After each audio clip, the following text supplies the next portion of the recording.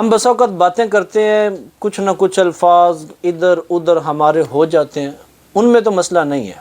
بندہ اس سے جب سمجھ آئے اپنا رجوع بھی کر لیتا ہے، اس سے کہہ بھی دیتا ہے کہ نہیں یہ بات ایسی نہیں تھی، ایسی تھی،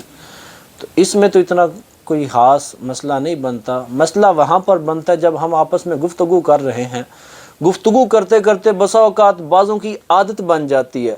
اللہ نے یہ فرمایا، حضور نے یہ فرمایا، حالانکہ ہو سکتا ہے جو بندہ یہ کہہ رہا ہے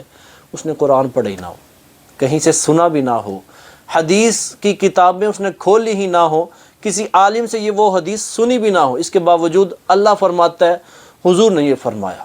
تو اب اگر تو واقعی میں کسی سے سنا ہوا ہے، پڑھا ہوا ہے تو بڑی اچھی بات ہے، رب کے احکام کو آگے پہنچائیں، حضور کی حدیث کو آگے پھیلائیں۔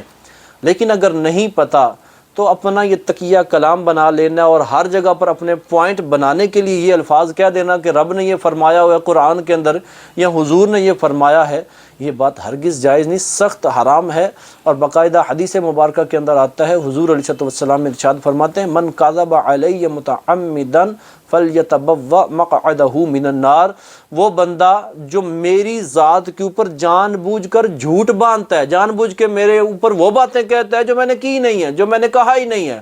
تو فرمایا فلیتبوأ مقعدہ من النار، اس بندے کو چاہیے کہ اپنا ٹھکانہ جہنم کے اندر بنا لے۔ وہ بندہ جہنم کے اندر جائے گا کہ میں نے جو کہا نہیں وہ کہے جا رہا ہے۔